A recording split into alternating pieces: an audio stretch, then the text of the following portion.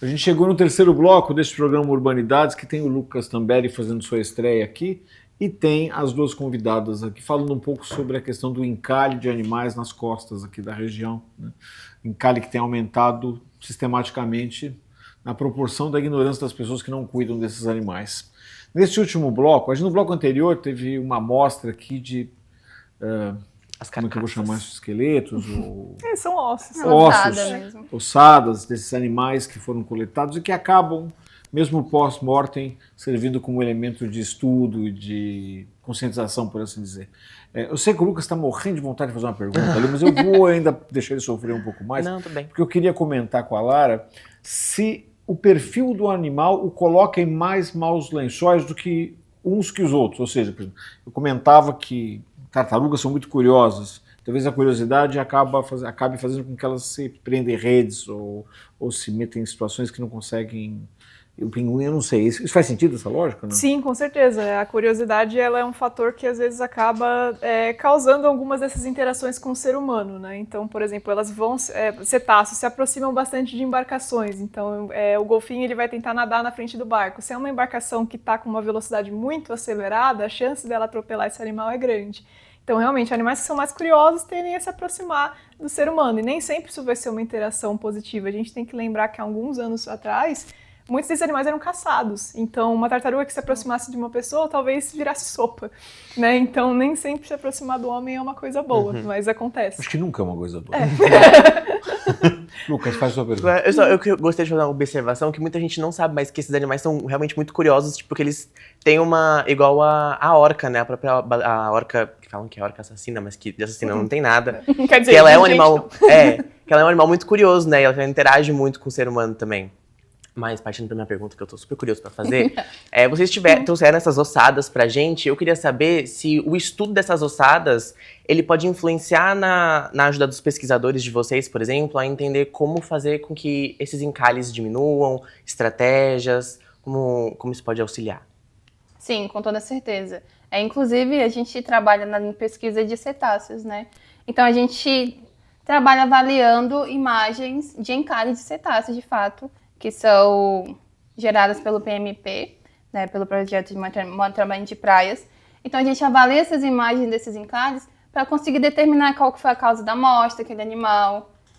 Então, o que está incluso? Geralmente, predação por tubarões, emalhe, rede de pesca, assim, cortes contundentes, corte de lâmina, corte de hélice. Então, a gente ter esse histórico, a gente consegue traçar uma história de como esse animal, quando ele morreu, como e por quê, né? Então, a gente consegue, a partir dessas informações, definir o que não fazer. Que região esse animal não deve estar, não deve ter pesca nessa região, porque tem um aumento de toninhas, né, de golfinhos nessa região. Então é melhor evitar a pesca, porque elas são animais mais sensíveis, são curiosas e vão acabar se enroscando. Você está me dizendo que então, assim, o mapeamento de áreas mais sensíveis para a presença de doninhas, por exemplo, poderia gerar subsídio para uma política que pública evitasse ou controlasse aquele acesso àquela área por embarcações ou a caça, por assim dizer, proibida em certas áreas. Acredito que já seja, mas um controle maior, isso aí. Sim, com toda certeza. Isso funciona na prática? Infelizmente, não. Eu imaginava. Infelizmente não, porque, por exemplo, aquela baleinha que eu falei para vocês no bloco passado, ela morreu enroscada numa rede de pesca irregular perto da entrada do Porto de Santos. Ou seja, ela não era para estar lá porque ela já era uma ameaça. Vocês a encontraram morta nessa rede? Eles encontraram... Não, ela não estava na... Eles depois encontraram essa rede na região que tinha outros animais mortos, mas ela tinha marcas claras de rede de pesca naquela região. Então pode ser que ela morreu nessa rede. E o criminoso, essa é a palavra, que fez isso, fica impune? É muito difícil de identificar, então a maioria das vezes sim. Infelizmente sim. Então, acho que a pergunta que você fez, né, como a pesquisa ela ajuda, a gente pode sim dissecar um animal e descobrir a causa-morte, Mas eu acho que a melhor resposta que a gente tem, ela vem não necessariamente dessa pesquisa mais profunda que a gente faz, mas às vezes dos achados mais óbvios, assim, que o pessoal do Gremar encontra, por exemplo. Então, a partir do momento em que eu vejo uma tartaruga atropelada ou que eu vejo um animal que tinha muito plástico no estômago, a gente traz isso dentro da educação ambiental e nesses programas aqui que nem a gente está fazendo agora para mostrar para o público. Jogue o seu lixo no lugar adequado, recicle o seu lixo. Se você é dono de uma embarcação, se você tem um jet ski, uma lancha, ou se você frequenta clubes de jet ski e lancha, mantenha nos limites de velocidade dados pela Marinha, não corra perto de áreas costeiras com o jet ski, principalmente no canal do Porto Santos, porque tem muita tartaruga, muito atropelamento. Então, realmente a sociedade vê essas mortes que são chocantes, mas para a gente poder entender como que nós nos comportamos como sociedade, porque tem animais desses que morrem de causas naturais, mas muitas mortes poderiam ter sido evitadas por uma velocidade controlada, por um lixo jogado de forma regular, né? E é claro que a gente não pode culpar só a sociedade, porque tem muito lixo irregular aqui. Mas se eu, por exemplo, estou andando com um caiaque, me deparo com uma dessas redes fantasmas, né, que você chama, o que eu faço?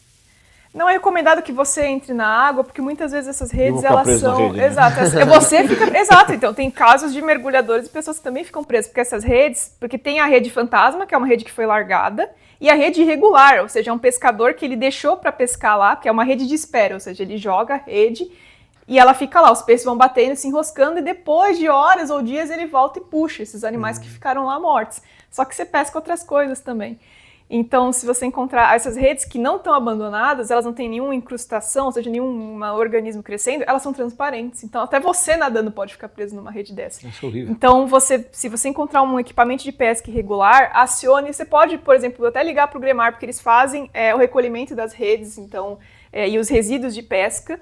Né? Então não é recomendado. Se for um equipamento... Larinha, eu acho que agora é a hora que você fala assim, ligue, qual o número? Fala aí com não vou lembrar todos os números.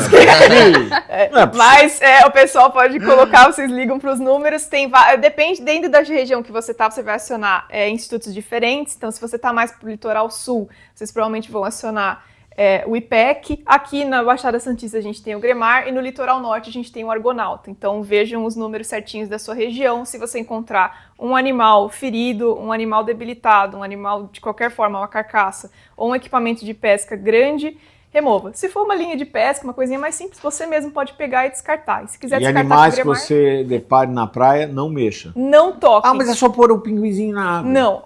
Uma dica é a seguinte, se vocês encontrarem um animal, seja ele um cetáceo, um pinguim ou uma tartaruga, ajuda a isolar a área. Então, não permitam que os curiosos vão lá e tirem foto. Então, isolem a área, liga e aguarda o resgate. Não permita que ninguém encoste no animal e basicamente isso. Bom, muito obrigado pela tua participação, muito obrigado por ter vindo aqui. Lucas, parabéns aí pela sua estreia. No www.programaurbanidades.com.br tem lá uma lista com todos os telefones que a gente vai pegar aqui e colocar para vocês. Alguns já apareceram na tela, eu sei como você está no rádio, você infelizmente não viu, mas não faz mal. Entra depois com calma no site e pega a informação lá. Fique com a gente, semana que vem tem mais, tá? Até mais.